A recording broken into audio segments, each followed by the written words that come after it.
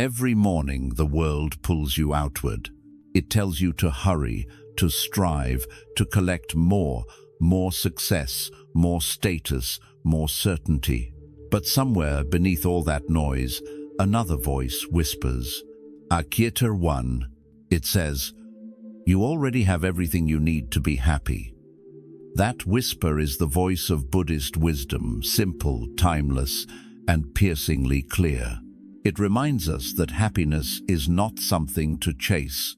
It is something to remember. Like the sun behind the clouds, it has always been there, waiting for your stillness to reveal it. So why do we forget? Because we are taught to measure joy by results, not by presence. We confuse peace with control and freedom with having options. But what if the truest freedom is the ability to sit with what is, to breathe, to notice, to let go?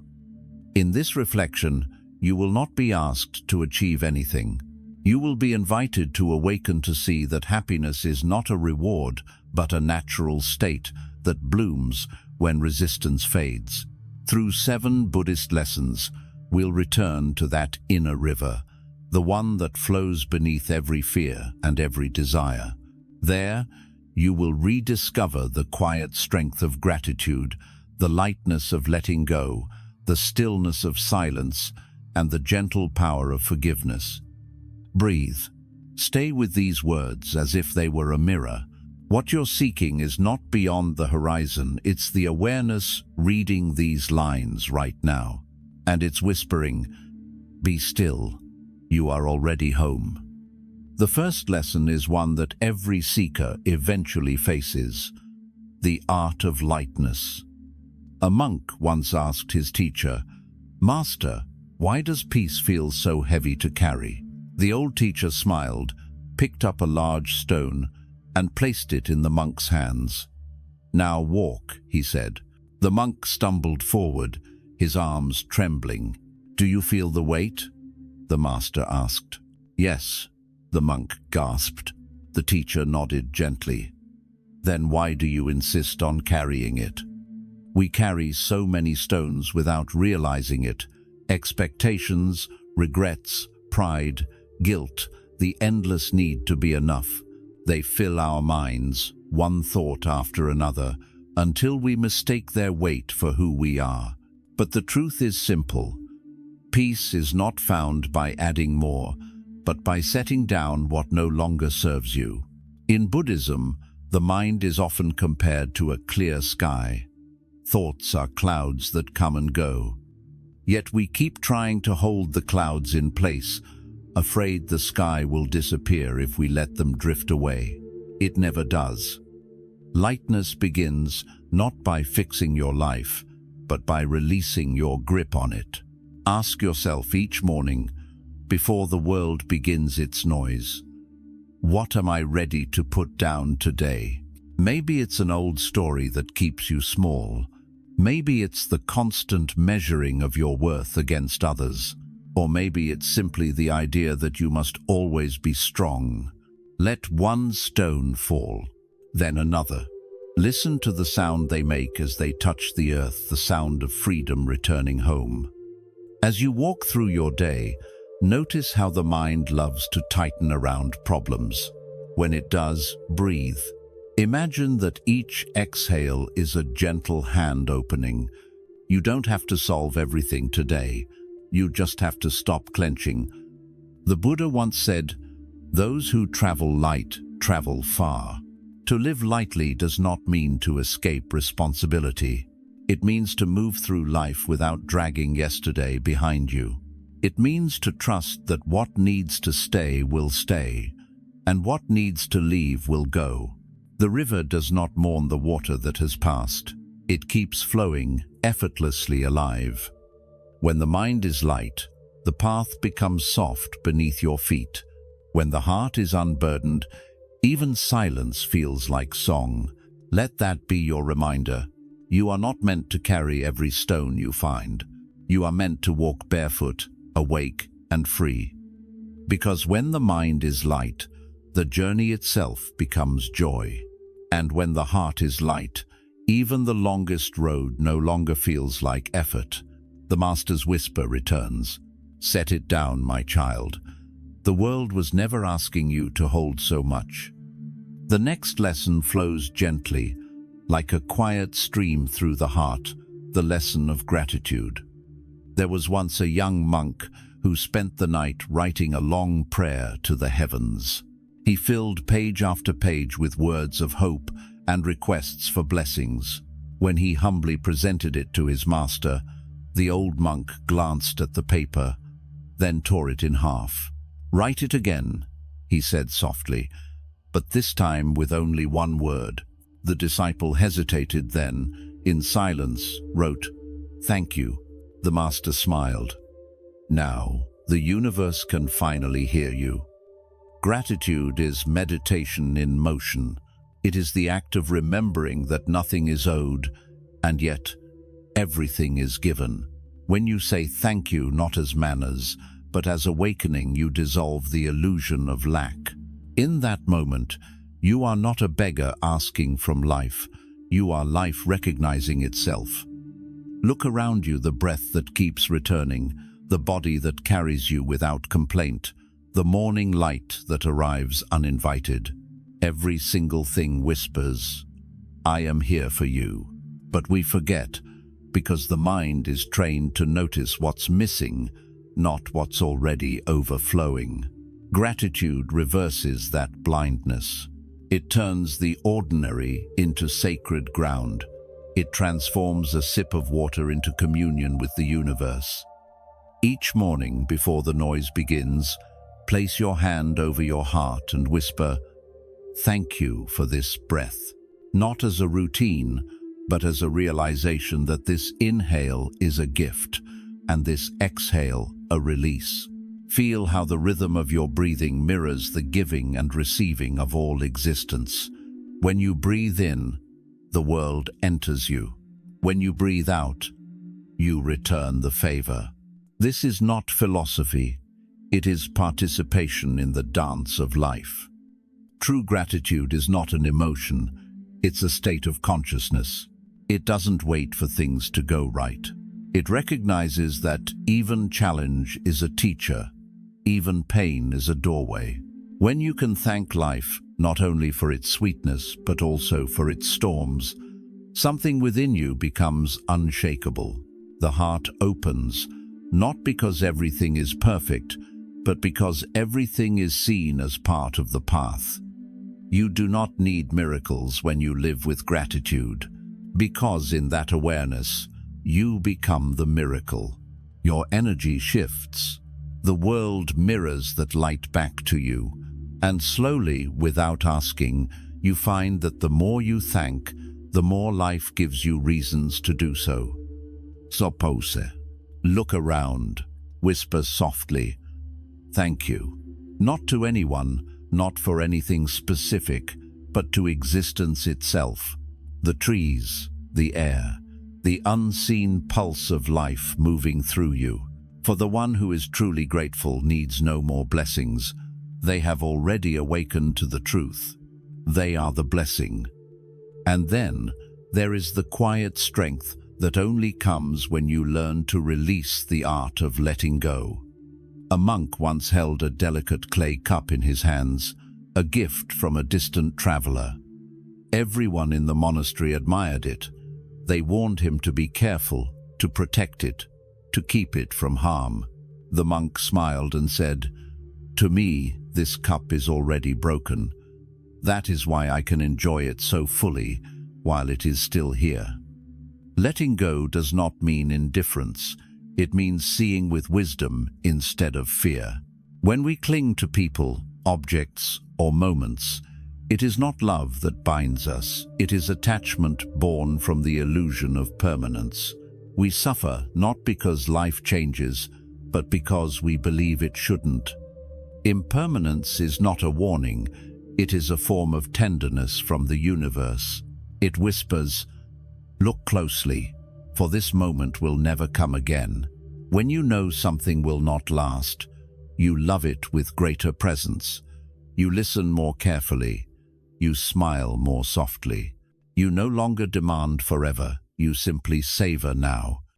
Buddhism teaches that everything arises, changes, and passes away like the breath, the tides, the light of dawn.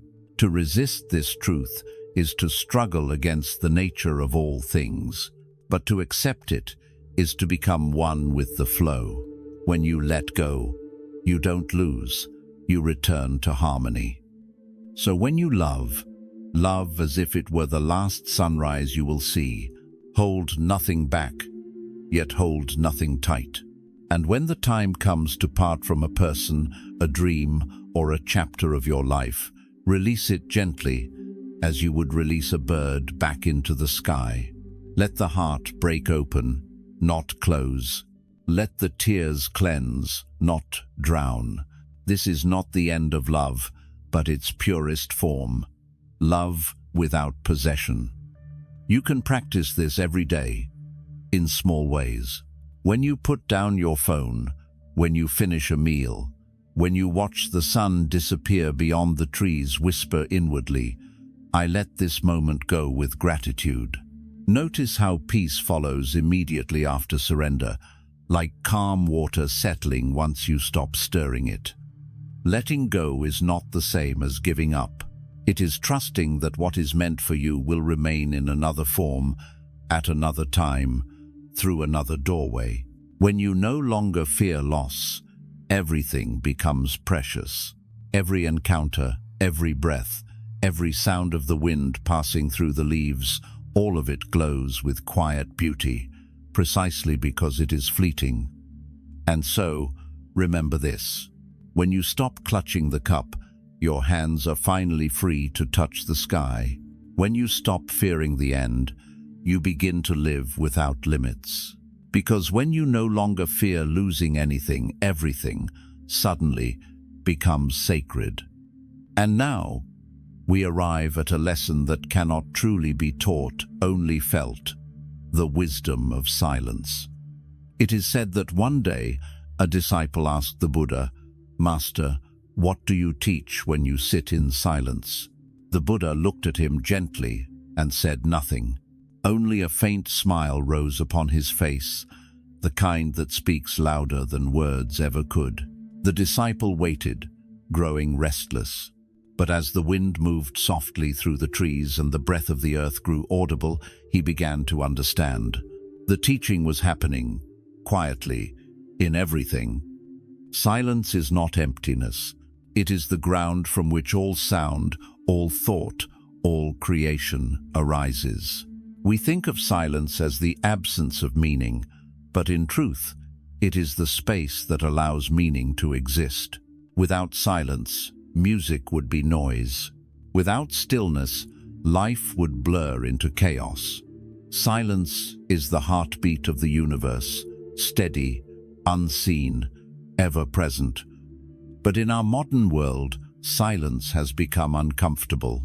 We fill it with noise, with scrolling, with conversation, as if we are afraid of what we might hear when everything else fades. Yet the silence we fear is not outside of us, it is within us, and it waits, patiently, for our return.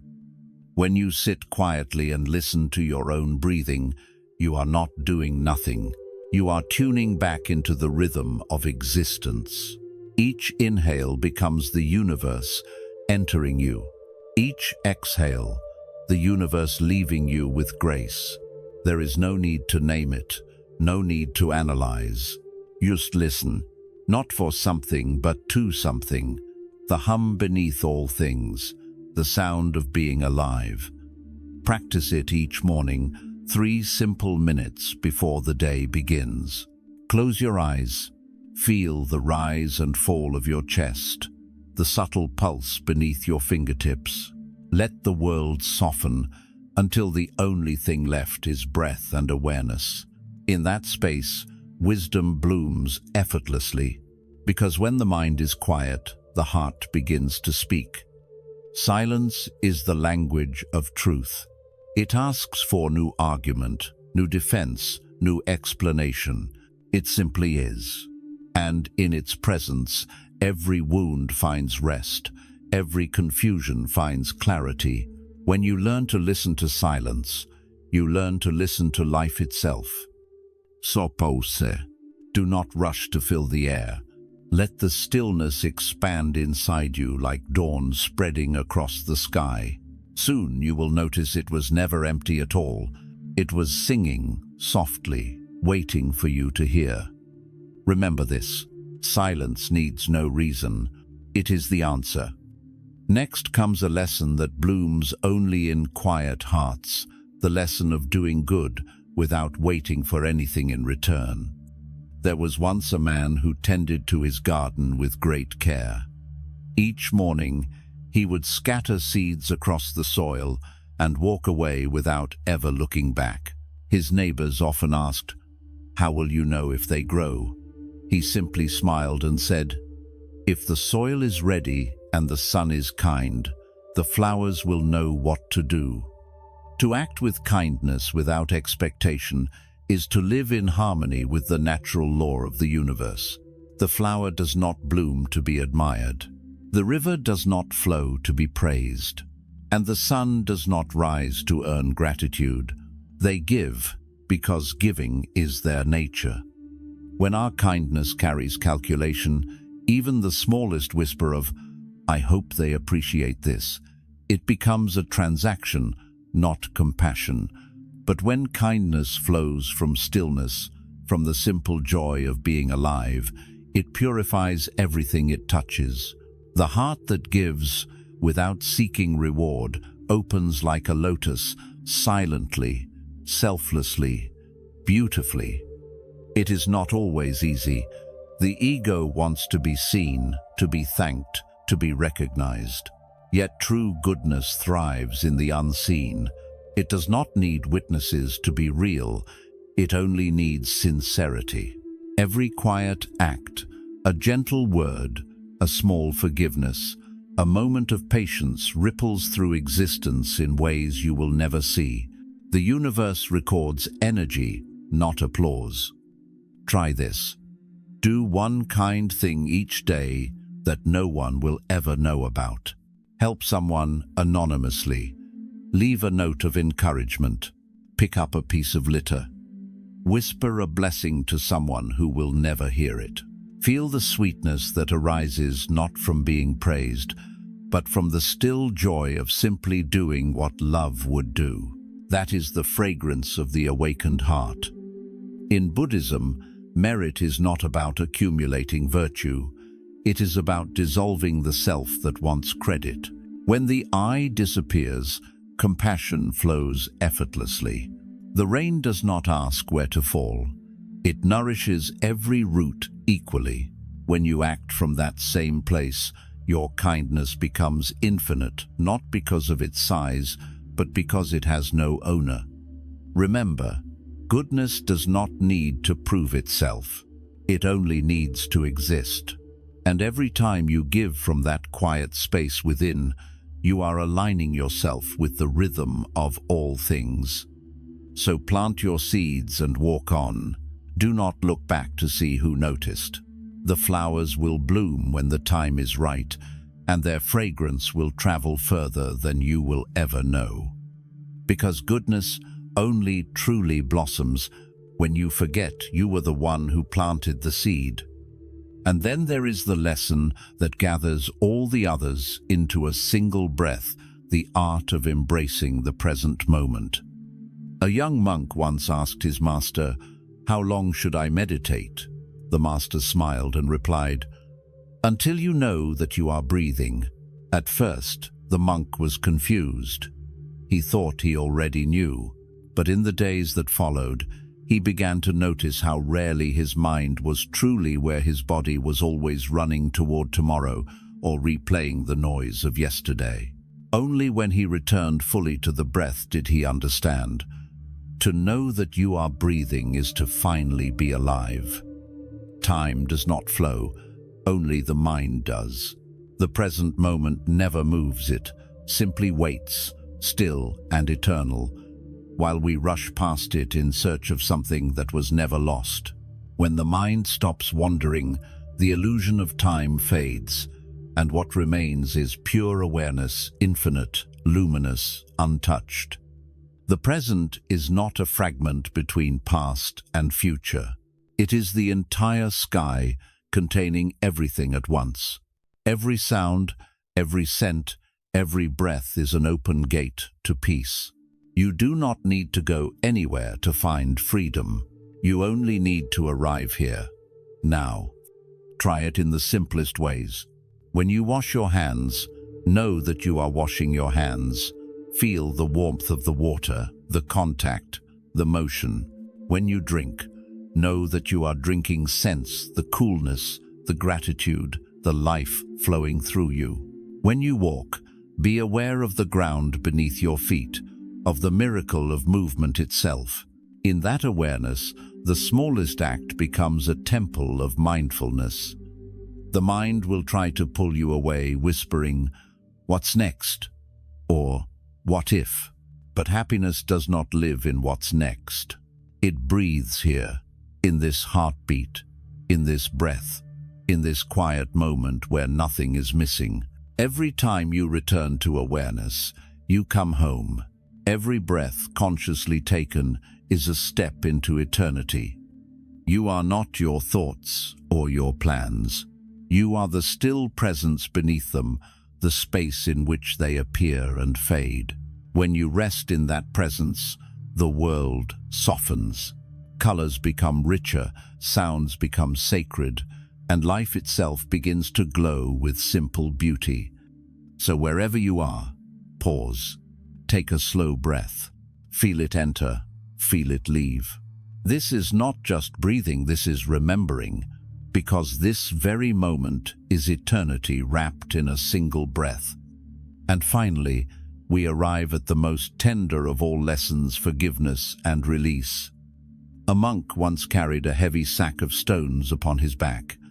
When asked why, he replied softly, "Each stone is a person I have not yet forgiven." He walked slowly, bent under the weight, never realizing that the burden he felt was not the people, but his own unwillingness to let go. One evening, as the sun descended and the river murmured nearby, the monk placed the sack on the ground. One by one, he removed the stones, and as each one touched the earth, he could once again hear the sound of flowing water. He smiled. "Now I can hear the river again."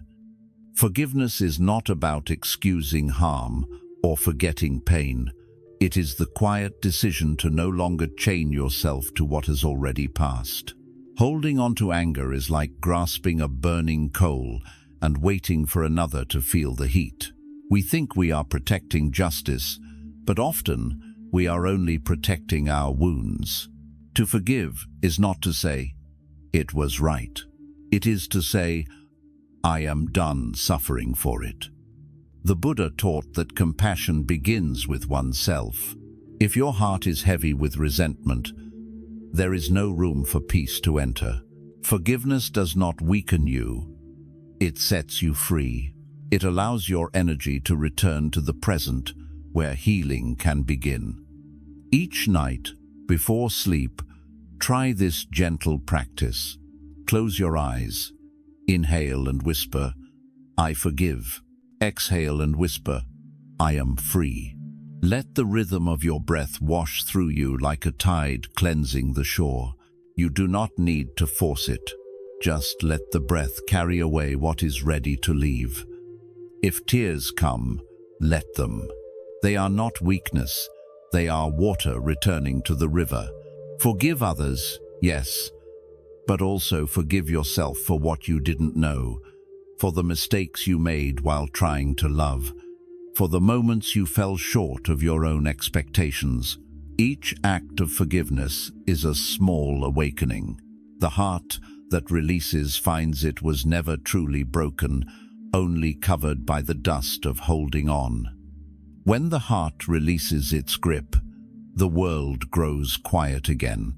The air feels lighter, the night softer, the soul gentler. Forgiveness doesn't erase the past, it restores the present. And in that restored stillness, peace flows again, like a river long waiting to be heard. So before you close your eyes tonight, whisper these words to your heart. May I forgive. May I let go. May I rest in peace. For only when you dare to drop the stone, will you finally hear the sound of the water, the eternal song of freedom. And so, dear listener, we return to where the journey began, to the simple truth that happiness was never something to be found, but something to be remembered. Every lesson we've walked through, lightness, gratitude, letting go, silence, kindness, presence, and forgiveness, points to the same quiet realization. Peace is not a reward for effort. It is what remains when effort ends. It is the stillness beneath the noise, the calm beneath the storm, the soft pulse of awareness that has always lived inside you. You do not have to fix your life to be at peace. You only have to stop resisting it. You do not have to wait for tomorrow to be happy. You only have to notice that happiness is breathing with you, right here, in this very moment. Each breath is an invitation, each pause, a doorway.